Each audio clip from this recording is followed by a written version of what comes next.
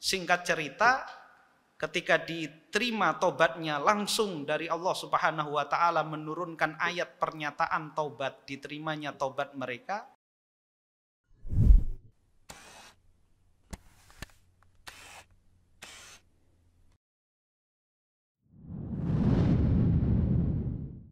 Assalamualaikum warahmatullahi wabarakatuh. Innal hamdalillah nahmaduhu wa nasta'inuhu wa nastaghfiruhu wa nastahdihi wa natubu ilaihi wa na'udzu billahi min syururi anfusina wa sayyiati a'malina. Man yahdihillahu fala mudilla lahu wa man yudlil fala hadiya lahu. Wa asyhadu an la ilaha illallah wahdahu la syarika lahu wa asyhadu anna Muhammadan abduhu wa rasuluh. Ya ayyuhalladzina amanu taqullaha haqqa tuqatih wa la tamutunna illa wa antum muslimun. Ya ayyuhan nasu taqu rabbakumul ladzi khalaqakum min nafsin wahidah wa khalaqa minha zawjaha وبث منهما رجالا كثيرا ونساء واتقوا الله الذي تساءلون به والأرحام إن الله كان عليكم رقيبا يا أيها الذين آمنوا اتقوا الله وقولوا قولا سديدا يصلح لكم أعمالكم ويغفر لكم ذنوبكم ومن يطع الله ورسوله فقد فاز فوزا عظيما أما بعد فإن أصدق الحديث كتاب الله وخير الهدي هدي محمد صلى الله عليه وسلم وشر الأمور محدثاتها وكل محدثة بدعة وكل بدعة ضلالة وكل ضلالة في النار. Kaum muslimin dan muslimat rahimani wa rahimakumullah. Kembali kita melanjutkan kajian kita dalam kitab Sahih Fiqhus Sunnah. Kita masih membahas tentang sujud tilawah. Sujudut tilawati fi awqatin nahyi anis shalah. Sujud tilawah di waktu dilarangnya salat. Yajuzu sujudut tilawati fi awqatin nahyi anis salati min ghairi karahah fi adhari qawlayil ulama lima taqaddama min anna sujuda laisa bisalah. Boleh sujud tilawah di waktu-waktu terlarangnya salat dan bukan makruh. Pada pendapat yang paling benar di antara kedua pendapat para ulama, sebagaimana yang telah lalu, bahwa sujud itu bukanlah sholat. Tatkala seorang melakukan sujud saja tanpa sholat, maka itu bukan sholat. Maka persyaratan di dalam sholat tidak berlaku pada sujud tersebut. Tidak diharuskan berwudu, tidak diharuskan menghadap kiblat, hanya dianjurkan saja. Begitu juga waktu-waktu terlarang. Kita tahu ada 5 waktu kita dilarang untuk mengerjakan sholat. Setelah sholat subuh hingga terbit matahari. Kemudian yang kedua, tatkala matahari terbit hingga setinggi tombak.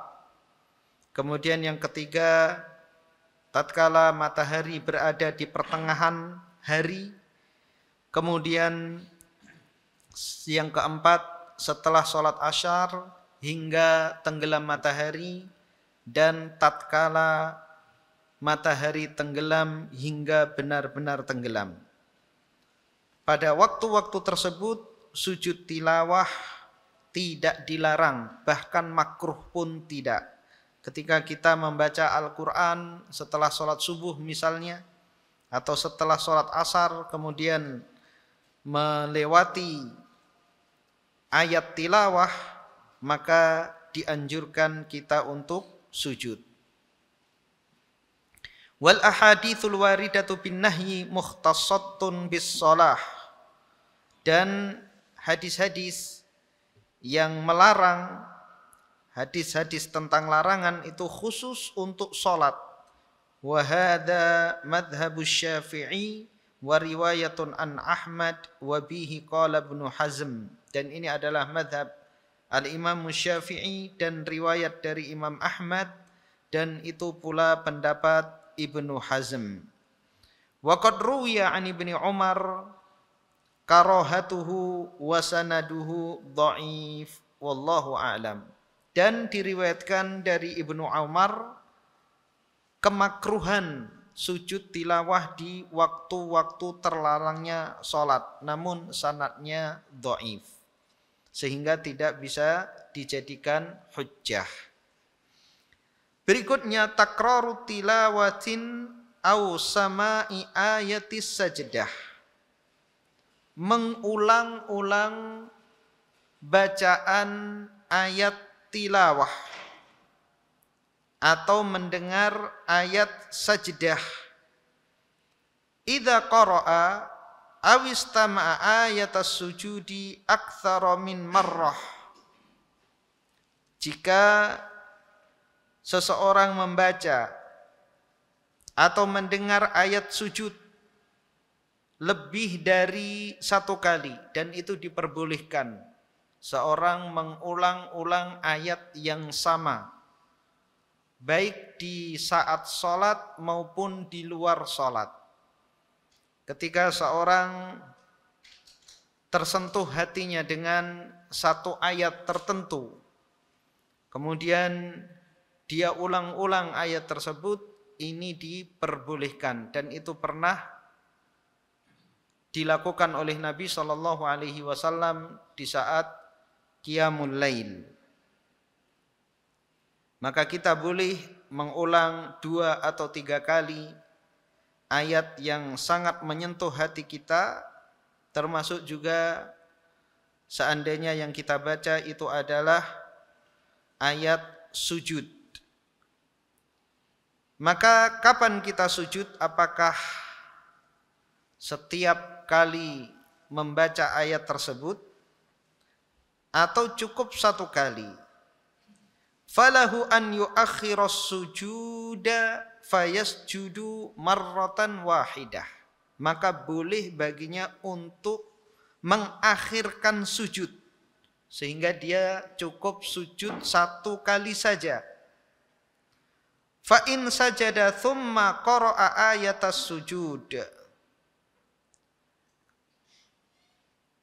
Meskipun seandainya dia sujud kemudian membaca ayat sujud lagi, maka sudah mencukupi satu sujud itu. Fal aula an yasjuda marratan ukhra wa huwa madhhabul jumhur khilafan li Abi Hanifah. Namun yang lebih utama, apabila dia telah sujud kemudian ketika bangkit mengulang ayat tersebut, maka hendaknya dia sujud lagi, dan ini merupakan madhab jumhur, mayoritas ulama, dan ini menyelisihi pendapat Abu Hanifah. Namun seandainya seseorang mengakhirkan sujud ketika sudah selesai mengulang-ulang ayat tersebut, maka ini tentunya lebih ringan baginya. Berikutnya fawatu sujudit tilawah. Ketinggalan sujud tilawah bisa bagi orang yang membaca atau yang mendengar. Seorang kebiasaan sujud tilawah setiap kali membaca ayat sujud, namun terlewatkan, dia keasikan membaca sehingga dia tidak sujud. Apa yang dia lakukan? yustahabbu lil qari'i wal mustami'i lahu as-sujudu akiba ayati sajdah walau ta'akhkhara qalilan. Dianjurkan bagi orang yang membaca atau mendengar untuk sujud setelah ayat sajdah walau ta'akhkhara qalilan, meskipun terlambat sebentar. Fa in talal faslu baina sujudi wa sababihi lam yasjud li fawati mahallihi wa huwa madhabu Syafi'iyyati wal Hanabilah. Kalau jaraknya terlalu panjang antara sujud dan sebab sujud tersebut, maka kesempatannya telah hilang. Namun kalau jedanya itu tidak lama, semisal kelewatan 1-2 ayat, maka masih boleh sujud. Namun kalau sudah terlalu panjang dan sudah tidak ada makna-makna dari sujud tilawah tersebut, maka tidak dianjurkan untuk sujud. Terlebih di saat sholat sudah misalnya ruku atau bahkan sudah i'tidal ataupun tasyahud, maka sudah terlalu jauh jaraknya. Dan ini menurut mazhab Syafi'i dan Hambali. Sujudut tilawati fis shalah. Sujud tilawah di saat salat. An Abi Rafi'in qol shallaitu ma'a Abi Hurairah al-atamah faqara'a idzas sama'un syaqqat. Dari Abu Rafi' ia mengatakan, aku salat bersama Abu Hurairah salat Isya. Lalu ia membaca idzas sama'un syaqqat fasajada, lalu ia sujud. Faqultulah, maka aku bertanya kepadanya, ma hadza, sujud apa ini? Qal sajadtu biha khalfa Abil Qasim sallallahu alaihi wasallam fala azalu asjudu biha hatta alqah. Aku dahulu pernah sujud di belakang Abul Qasim sallallahu alaihi wasallam. Abul Qasim adalah kunyah Rasulullah sallallahu alaihi wasallam. Maka aku senantiasa sujud dengan surah tersebut hingga aku kelak berjumpa dengan Allah Subhanahu wa taala. Artinya akan senantiasa melakukan sujud tilawah hingga akhir hayat ketika membaca surah Al-Insyiqaq. Wa an Abi Hurairah anna Umar sajada fin najmi wa qala fawasala ilaiha suratan. Dari Abu Hurairah bahwasanya Umar sujud ketika membaca surah An-Najm dan beliau berdiri lalu melanjutkan satu surah lagi. Karena apa? Karena surah An-Najm ayat sajdahnya itu di akhir. Fasjudu lillahi wa'budu. Beliau sujud, kemudian bangkit lagi, menambah satu surat lagi.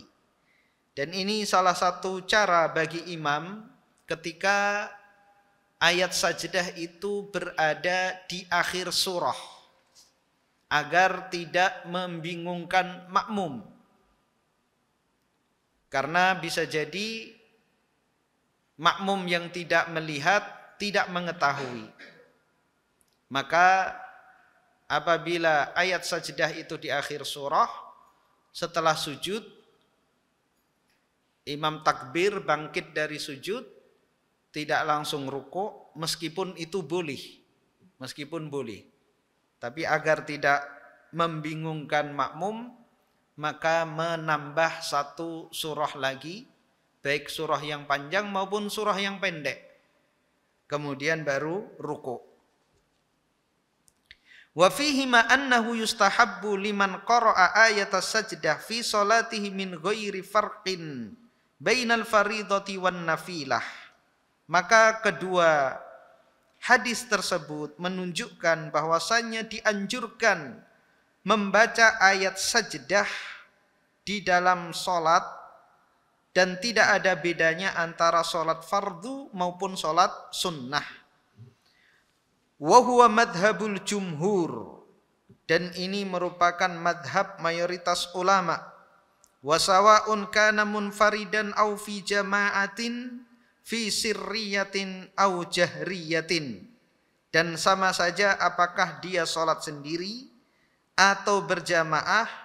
Ketika sholat sir, sholat yang bacaannya pelan, au jahriyah atau sholat yang dikeraskan. Lakin yukrahu an yaqra'al bihal imamu fis sholati sirriyati lima yukhsha minat takhliti alal ma'mumin. Akan tetapi dimakruhkan bagi imam untuk membaca ayat sajdah pada sholat sirriyah, karena akan membingungkan makmum, itu pasti.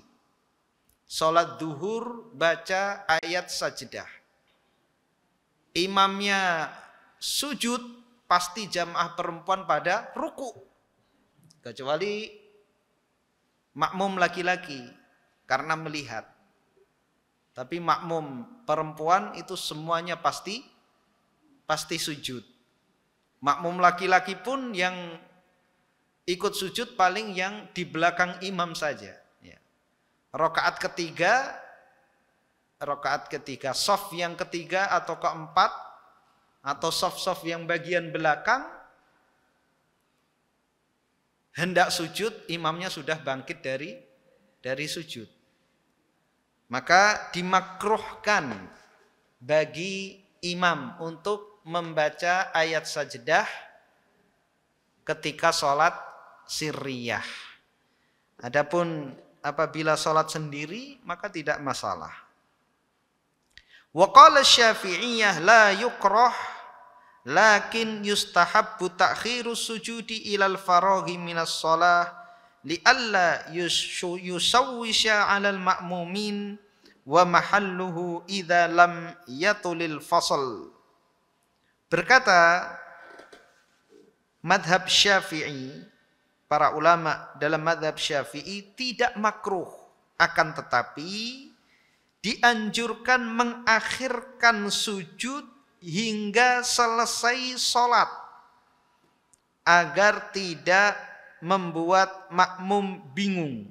Artinya tidak bingung dengan gerakan-gerakan sholat. Jadi apabila ketika sholat membaca ayat sajdah pada sholat sirriyah, maka imam tidak sujud saat membaca ayat tilawah tersebut, ini menurut madhab Syafi'i, tapi setelah selesai, setelah salam sujud. Makmum tidak bingung dengan gerakan-gerakan sholat, tapi pasti banyak yang bingung, ini imamnya sujud apa lagi. Dikira sujud sahwi. Namun seandainya makmum tidak ikut sujud pun tidak mengapa, sudah selesai salat. Permasalahan berikutnya, hal yajuzu mujawazatu ayatis sajdah fis shalah? Apakah boleh melompati ayat sajdah di saat salat karena enggak mau sujud? Jadi ayat sajdahnya dilompati, tidak dibaca. Yukrahu lil musalli an yaqra'al ayati wa yada'u ayatas sajdah wa yujawizuha hatta la yasjud. Dimakruhkan bagi orang yang sholat untuk membaca ayat-ayat dan dia meninggalkan ayat sajdah, melewati begitu saja agar tidak sujud. Wa hadza manqulun an ta'ifatin minas salafi kasy'bi wa ibnil musayyib wa ibni sirin wa nakh'i wa ishaq wa qarahahu jumhurul ulama wa hadza yusamma ikhtisarus sujud. Dan pendapat ini, pendapat bahwa perbuatan ini adalah makruh, itu dinukilkan dari sekelompok ulama salaf dari kalangan tabi'in seperti Asy-Sya'bi, Ibnul Musayyib. Ibnul Musayyib ini adalah pembesar tabi'in, Ibnu Sirin, An-Nakh'i, Ishaq, dan juga mayoritas para ulama memakruhkan seseorang membaca surah Al-Insyiqaq misalnya atau Al-Alaq, kemudian ayat sajdahnya tidak dibaca. Karena apa? Tidak mau sujud atau enggan untuk sujud, malas sujudnya. Padahal sujud itu sunnah. Seandainya dia baca dan tidak sujud pun tidak mengapa. Sebagaimana hadis-hadis yang telah lalu. Umar pernah membaca, kemudian sujud, kemudian mencontohkan lagi membaca surah yang di dalamnya ada ayat sajdah, kemudian tidak sujud. Barulah dijelaskan kepada orang-orang yang sholat bersamanya saat itu bahwa ini adalah ayat sajdah, bagi siapa yang hendak sujud maka boleh baginya sujud, bagi yang tidak maka tidak mengapa. Jadi jangan membaca baik di dalam sholat maupun di luar sholat ketika ada ayat sajdah kemudian dilompati. Ini makruh. Idza kanatis sajdatu akhiras surah, madza yaf'al? Permasalahan berikutnya dibahas secara khusus. Jika ayat sajdah itu di akhir surah, apa yang dilakukan oleh orang yang sholat? Ini pembahasannya membaca ayat sajdah di saat sholat. Bagaimana jika ayat sajdah itu berada di akhir surah? Idza qara'a as-sajdata fi sholati wa kanat akhir surah fahuwa mukhayyarun baina thalathati umur. Jika seorang membaca ayat sajdah di dalam sholat dan ayatnya di akhir surah, maka dia memiliki 3 pilihan. Ada 3 cara, boleh dia memilih salah satu. Yang pertama, an yasjuda thumma yaquma fayasilu biha suratan ukhra thumma yarka'u. Dia sujud, kemudian berdiri, lalu menyambung surah yang lain, yaitu menambahkan 1 surah. Kemudian baru dia ruku'. Waqad fa'alahu Umar radhiyallahu an faqad qara'a fil fajri bi Yusufa faraka'a thumma qara'a fi tsaniyati bin najmi fasajada thumma qara'a idzas samaa'u syaqqat. Dan ini telah dilakukan oleh Umar radhiyallahu an, bahwasanya beliau salat subuh dengan surah Yusuf, kemudian ruku'. Jadi 1 rakaat itu surah Yusuf. Panjang tidak? Panjang ya. Tsumma qara'a fi tsaniyati bin najmi. Kemudian pada rakaat yang kedua membaca surah An-Najm. Rakaat pertamanya surah Yusuf, rakaat kedua An-Najm. Dalam surah An-Najm akhir ayatnya adalah ayat sajdah. Fasjudu lillahi wa'budu. Fasajada, lalu beliau sujud. Tsumma qara'a idzas samaa'u syaqqat. Kemudian bangkit lagi membaca surah Al-Insyiqaq. Surah Al-Insyiqaq juga ada ayat sajdahnya tapi tidak di akhir. Wa hadza huwal aula. Dan ini cara yang pertama ini yang paling utama karena tidak membingungkan makmum. Yang kedua, an yarka'a wa yujzi'ahu anis sujud. Dia ruku dan itu mencukupinya dari sujud. Artinya ruku itu sudah mencukupi dari sujud. Fa'an Nafi'in anna ibn Umar kana idza qara'a an-najma yasjudu fiha wa huwa fis shalah. Fa illam yasjud raka'a. Dari Nafi' bahwasanya Ibnu Umar dahulu jika membaca An-Najm beliau sujud tatkala salat. Kalau tidak sujud, maka mencukupkan dengan ruku. Artinya ruku salat tersebut. Wa su'ila Ibnu Mas'udin ani surati takunu fi akhiriha sajdah ayarka'u aw yasjud qol idza lam yakun bainaka wa baina sajdati illa ruku' fa huwa qarib. Dan Ibnu Mas'ud ditanya tentang surah yang di akhirnya ada ayat sajdah, apakah ruku' atau sujud? Beliau menjawab, jika antara dirimu dengan sajdah, antara dirimu dengan ayat sajdah itu kecuali ruku, maka itu lebih dekat. Qultu, Syekh Abu Malik mengatakan, wa mahallu hadza idza kana munfaridan aw kana imaman wa alima anna hadza la yukhallitu 'alal ma'mumin fa in khasya takhlita 'alal ma'mumin bihaitsu yasjudu ba'dhum wa yarka'ul akharun fala yanbaghi fi'luhu wallahu a'lam. Dan tempat ruku ini, yaitu melakukan cara ini jika dia sholat sendiri atau sebagai imam dan dia mengetahui kalau dia melakukannya itu tidak membingungkan makmum. Kalau dia khawatir membingungkan makmum, yang mana sebagian makmum itu sujud dan sebagian makmum itu ruku, maka tidak layak dia melakukannya. Dan apalagi di masyarakat kita, ini kebanyakan adalah masyarakat yang awam. Bahkan ayat sajdah pun banyak yang tidak tahu. Banyak ketika meskipun bukan di akhir surah,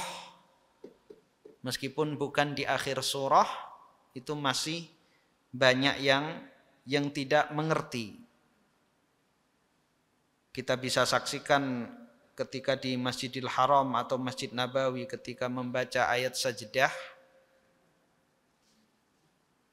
kemudian imam sujud, banyak jamaah kita yang ruku. Kemudian ketika bangkit, dia kira iktidal, membaca surat lagi, dia kebingungan. Karena apa? Tidak terbiasa membaca Al-Quran dan juga tidak memahami tanda-tanda ayat sajdah. Padahal sudah ditulis itu, ada dengan tanda, ya ada tandanya kubbah. Bahkan ditambahi tulisan sajdah. Maka ini perlu kita ajarkan kepada kaum muslimin tentang ayat-ayat sajdah ini. Atau dibantu dengan pemberitahuan sebelum sholat bagi masyarakat yang benar-benar awam.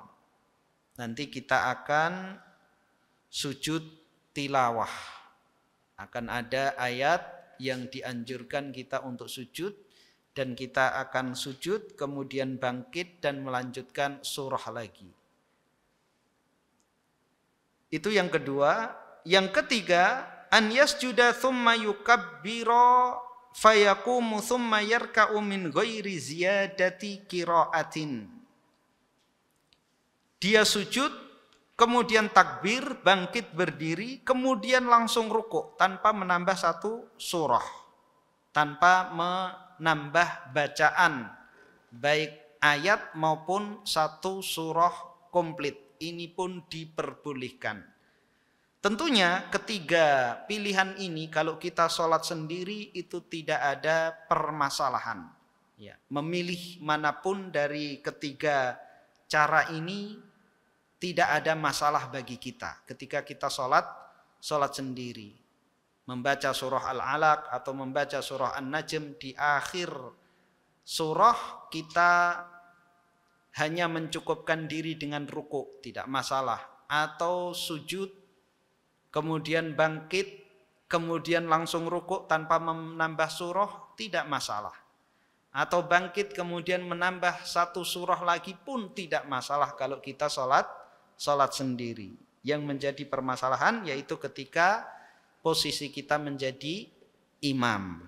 maka yang terbaik adalah seperti yang dilakukan oleh Umar ibnul Khattab radhiyallahu an, yaitu sujud kemudian ketika bangkit menambah satu surah lagi. Berikutnya, idza qara'a ayata sajdah 'alal mimbar, jika membaca ayat sajdah di atas mimbar. Dahulu mimbar itu lebar ya, dan mimbar Rasulullah sallallahu alaihi wasallam itu terdiri dari 3 tingkat dan setiap tingkatannya itu lebar.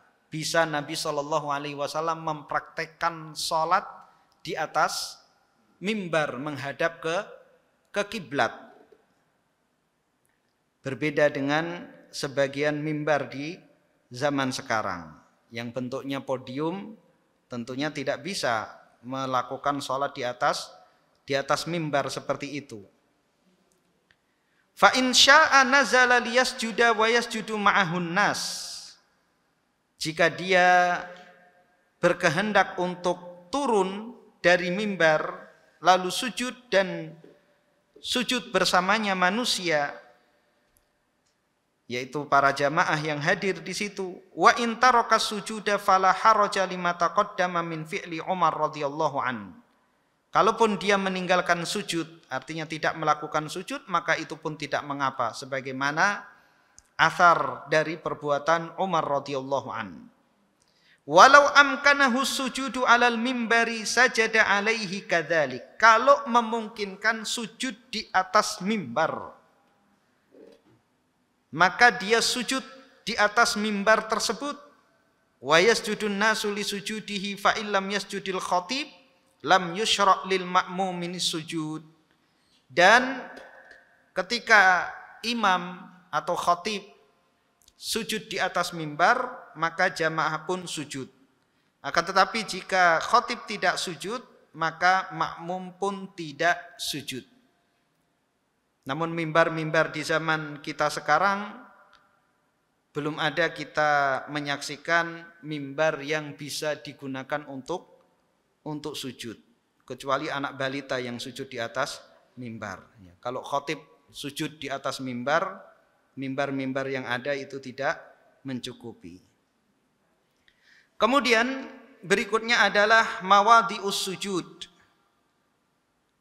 tempat atau ayat-ayat sajdah.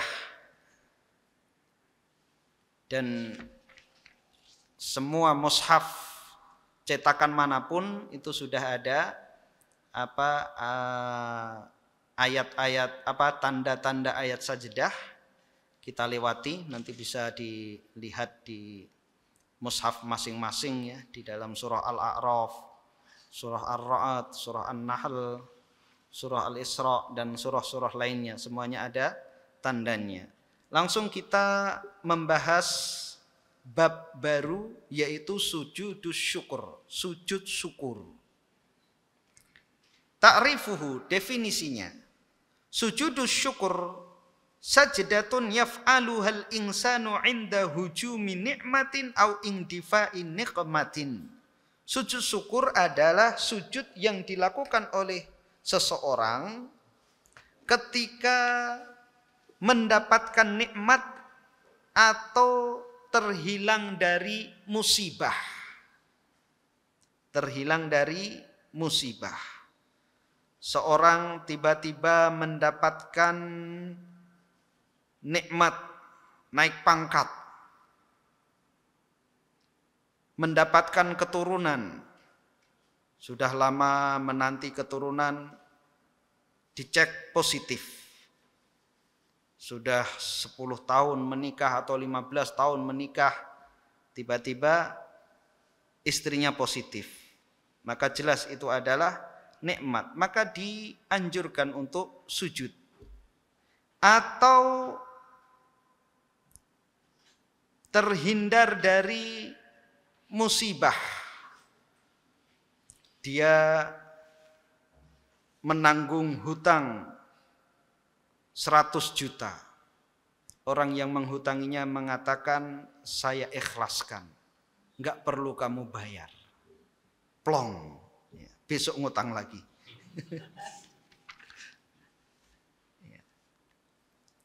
Masyru'iyatuhu, disyariatkannya sujud syukur ini, thabata fi hadithi Ka'b bin Malik at-tawil annahu lamma ja'athul busyra bi taubatillahi alaihi sajada. Disebutkan di dalam hadis Ka'b bin Malik, hadis yang panjang, tatkala datang kepadanya kabar gembira, tobatnya diterima oleh Allah Subhanahu wa taala, maka dia sujud. Ka'ab bin Malik dan dua sahabat lainnya ini tertinggal dari perang Tabuk. Perang Tabuk ini adalah perang yang dilakukan oleh Nabi Shallallahu Alaihi Wasallam, yang dipimpin langsung oleh Rasulullah Shallallahu Alaihi Wasallam, hendak menghadapi pasukan Romawi di Tabuk. Kita ketahui di zaman dahulu negara superpower itu adalah Persia dan Romawi. Keduanya saling berebut pengaruh dan memperluas daerah kekuasaan. Terkadang yang menang Romawi, terkadang yang menang Persia. Di awal Islam, Persia itu menang. Kemudian orang-orang kafir Quraisy itu merasa senang, gembira, karena merasa serumpun dengan agama orang-orang Persia yang beragama Majusi dan mengolok-olok agama Samawi. Kaum muslimin yang merasa agamanya adalah agama dari langit, agama yang turun dari Allah Subhanahu wa taala, merasa bersedih, ya, merasa bersedih.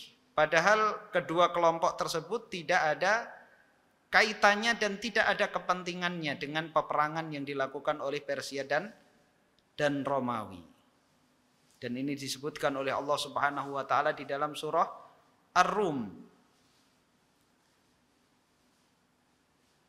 Allah Subhanahu wa taala mengkhabarkan kepada kaum muslimin bahwa nantinya bangsa Romawi akan memenangkan peperangan.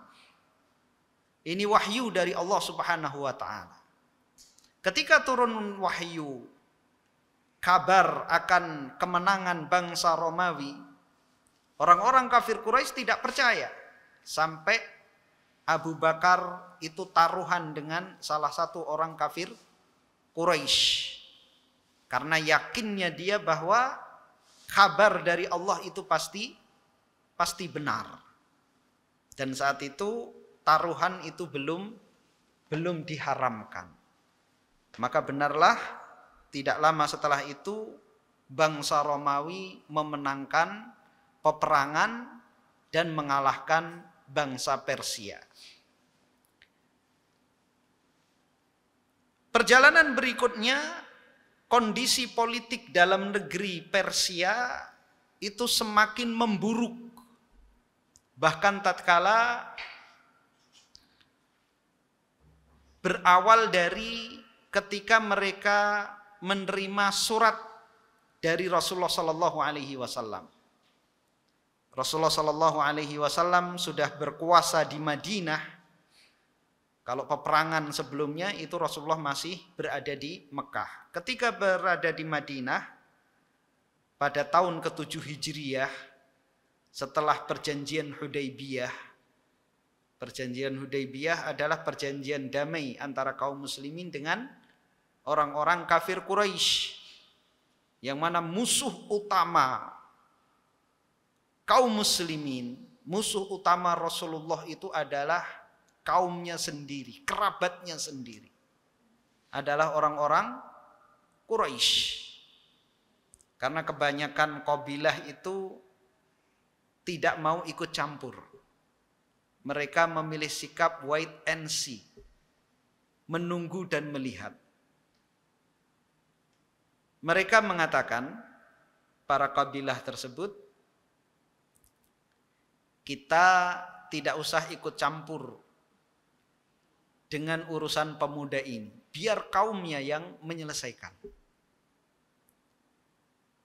Kalau dia benar nabi, maka Allah yang akan memenangkan dia.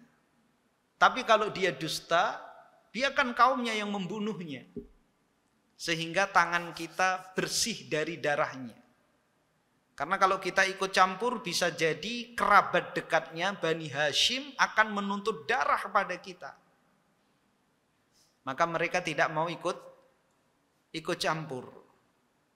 Maka benar ketika Quraisy bisa ditaklukkan pada Fathu Makkah, penaklukan kota Makkah, selanjutnya itu dinamakan Amul Wufud, tahun delegasi. Banyaknya delegasi kabilah-kabilah Arab datang ke Madinah menyatakan masuk Islam. Idza jaa nasrullahi wal fath wa ra'aitan nasa yadkhuluna fi dinillahi afwaja. Jika telah datang kemenangan, pertolongan dan kemenangan dari Allah Subhanahu wa taala, maka engkau akan saksikan manusia bergelombang-gelombang seperti gelombang lautan, susul menyusul, bergelombang-gelombang masuk dalam agama Allah Subhanahu wa taala. Kita lanjutkan. Maka tatkala kafir Quraisy itu bisa ditaklukkan oleh Nabi Shallallahu Alaihi Wasallam, maka bangsa-bangsa yang lain itu mudah ditaklukkan oleh kaum muslimin. Nabi Shallallahu Alaihi Wasallam dan kaum muslimin berhadapan dengan kafir Quraisy itu selama 23 tahun. 13 tahun di Mekah, 10 tahun di Madinah. Setelah kafir Quraisy berhasil ditaklukkan, maka bangsa-bangsa besar itu hanya hitungan jari saja. Termasuk bangsa yang besar, negara superpower saat itu Romawi dan Persia. Setelah Rasulullah SAW meninggal, dilanjutkan oleh Khulafaur Rasyidin, masa pemerintahan mereka itu hanya 2 tahun, 1 tahun setengah, itu berhasil menaklukkan daerah-daerah yang dikuasai oleh Romawi dan Persia. Pada tahun ke-6 Hijriah, Nabi SAW melakukan perjanjian damai dengan orang-orang Quraisy, yang mana saat itu orang-orang Quraisy tidak berani lagi melawan kaum muslim meskipun belum menyerah. Yang bisa mereka lakukan adalah melakukan perjanjian damai. Tatkala perjanjian damai tersebut, maka konsentrasi Rasulullah dan kaum muslimin adalah menebarkan dakwah yang lebih luas lagi. Karena tidak ada penghalangnya lagi. Di antara yang dilakukan oleh Nabi adalah mengirim surat ke para penguasa, para raja, para kaisar di seluruh penjuru dunia. Ke Kaisar Romawi, Kaisar Persia, Raja Mesir, Raja Najasyi, Raja Ghassan, pemimpin di Yaman, Bahrain, dan seterusnya dari penguasa-penguasa di dunia. Kemudian yang dilakukan juga adalah menaklukkan gangguan-gangguan kecil meskipun tidak sebesar gangguan Quraisy. Ada perlawanan-perlawanan kecil itu ditaklukkan oleh Nabi SAW agar memperlebar zona aman sehingga dakwah lebih lancar lagi. Di antara yang dilakukan oleh Nabi SAW setelah Umratul Qadha adalah mengirim pasukan ke Balqa, karena utusan Nabi SAW ke daerah tersebut itu dibunuh dan itu satu-satunya utusan Nabi Shallallahu Alaihi Wasallam yang dibunuh. Dan membunuh utusan itu tentunya suatu kejahatan. Dan kawasan tersebut di bawah kekuasaan Romawi. Nabi Shallallahu Alaihi Wasallam mengutus 3.000 pasukan. Nabi Shallallahu Alaihi Wasallam berada di Madinah, mengutus pasukan sebanyak 3.000. Nabi Shallallahu Alaihi Wasallam menunjuk panglima perang saat itu. Ya, ada 3 orang diwasiatkan. Yang pertama kepada Zaid, apabila Zaid gugur maka diambil alih oleh Ja'far bin Abi Thalib. Jika Ja'far bin Abi Thalib gugur maka diambil alih oleh Abdullah bin Rawahah. Maka berangkatlah 3.000 pasukan ini. Ketika hendak sampai ke kawasan tersebut, dan tentunya mereka mengirim mata-mata ke musuh, ternyata musuh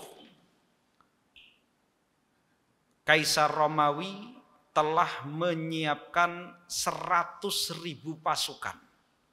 Bayangkan, 3.000 berhadapan dengan negara superpower, jumlahnya nggak tanggung-tanggung, 100.000 pasukan. Kemudian dibantu oleh kabilah-kabilah pendukung, jumlahnya juga 100.000. Jadi total semuanya 200.000. Para sahabat pun kebingungan, apa yang hendak kita lakukan? Apakah kita kembali ke Madinah atau mengutus utusan ke Madinah memberitahu Rasulullah Shallallahu Alaihi Wasallam tentang jumlah musuh, kemudian kita menunggu perintah Rasulullah Shallallahu Alaihi Wasallam, apakah kembali, disuruh kembali atau melawan? Di saat mereka bingung, Abdullah bin Rawahah mengatakan, wahai kaum, sesungguhnya apa yang kalian cari ada di hadapan kalian. Yang dijanjikan oleh Allah Subhanahu wa taala ada di hadapan kalian. 2 hal yang pasti akan kalian dapatkan. Kemenangan dari Allah Subhanahu wa taala atau mati syahid mendapatkan surga Allah Subhanahu wa taala. Maka mereka pun maju dan mereka memilih kawasan yang bernama Mu'tah. Maka perang tersebut dinamakan perang Mu'tah. Jumlah yang sangat tidak seimbang dan satu-satunya dalam sejarah peperangan dunia. 3.000 melawan 200.000 pasukan. Sangat tidak seimbang. Dan tentunya persenjataan negara superpower itu berbeda dengan persenjataan yang mana bangsa Arab itu dulunya kekuatannya tidak diperhitungkan. Pada perang Badar saja kaum muslimin dengan kafir Quraisy, kaum muslimin itu kalah senjata. Apalagi saat ini kaum muslimin berhadapan dengan bangsa Romawi, bangsa besar. Maka terjadi pertempuran yang sangat sengit. Seluruh panglima yang ditunjuk oleh Nabi Shallallahu Alaihi Wasallam semuanya gugur. Zaid gugur, Ja'far bin Abi Thalib gugur, kemudian terakhir Abdullah ibnu Rawahah, sehingga mereka tidak memiliki panglima. Kemudian salah seorang di antara mereka mengambil bendera, tunjuk di antara kalian siapa pemimpin kita. Maka mereka mengatakan kamu saja, tidak mungkin aku. Kemudian mereka sepakat memilih Khalid ibnul Walid. Yang mana Khalid ibnul Walid itu baru masuk Islam. Maka tatkala dipimpin oleh Khalid, Khalid menggunakan strategi perang, dan Khalid adalah sahabat yang dijuluki oleh Nabi Shallallahu Alaihi Wasallam Saifullahil Maslul, pedang Allah yang terhunus. Khalid adalah orang yang tidak pernah kalah perang, baik semasa jahiliyah maupun ketika sudah masuk Islam. Maka yang dia lakukan adalah merubah formasi. Dan perang tersebut terjadi beberapa hari. Dan ini luar biasa. Kalau 3.000 pasukan melawan 200.000 pasukan, itu kalau secara logika dilumat hanya beberapa menit saja. Ini bisa bertahan berhari-hari. Yang sayap kanan dirubah menjadi sayap kiri, yang kiri dirubah ke kanan, yang depan dirubah ke belakang, yang belakang dirubah di depan. Untuk mengecoh musuh. Kan karena setiap hari berhadapan, itu musuh mengenal lawannya. Ketika dirubah, musuh menganggap bahwa kaum muslimin mendapatkan tambahan pasukan dari Madinah. Padahal tidak. Kemudian Khalid memisah beberapa pasukan berkuda untuk datang belakangan. Ketika berkecamuk perang, barulah pasukan berkuda itu datang. Pasukan berkuda itu dibikin melebar. Jadi tidak memanjang ke belakang, tapi melebar. Apa yang dilakukan pasukan berkuda ini? Mereka hanya mengekang kuda. Jadi kudanya ditarik, diturunkan lagi, ditarik, diturunkan lagi. Sehingga dari hentakan kaki kuda itu membumbung debu-debu padang pasir sampai ke langit. Ketika musuh melihat pemandangan seperti itu, mengira di sana ada ratusan ribu pasukan yang datang. Jadi dengan mereka menghadapi pasukan yang sedikit saja mereka kewalahan, apalagi ini pasukan yang jumlah mereka sampai menghambur-hamburkan debu sampai ke langit.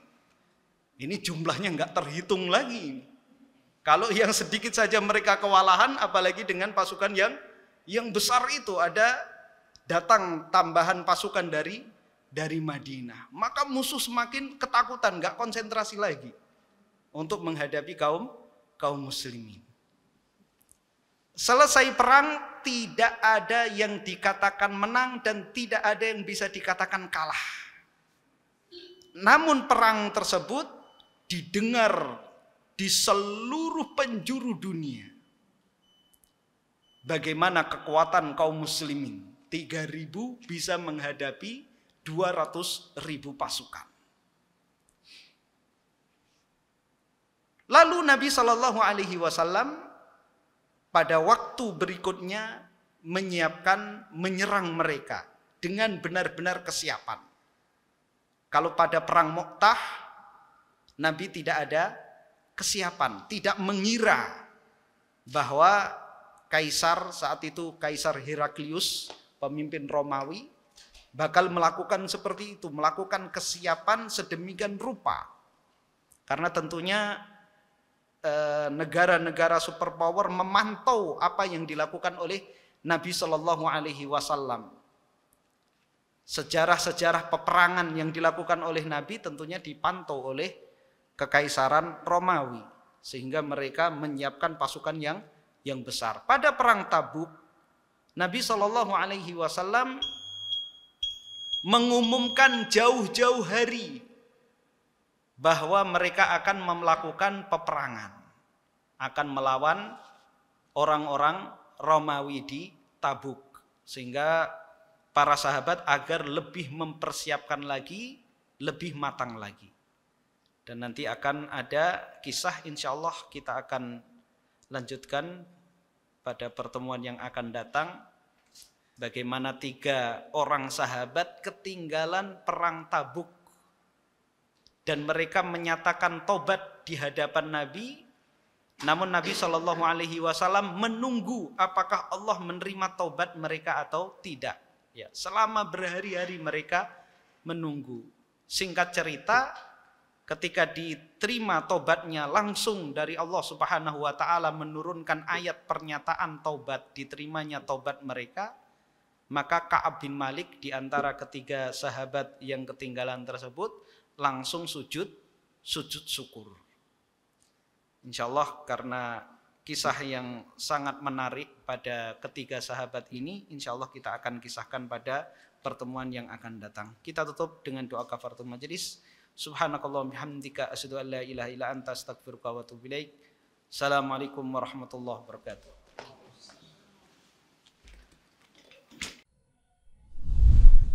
Terima kasih. Jazakumullahu khairan wa barakallahu fikum. Video ini dibuat atas partisipasi dari donasi Anda. Semoga menjadi amal jariah bagi Anda semuanya.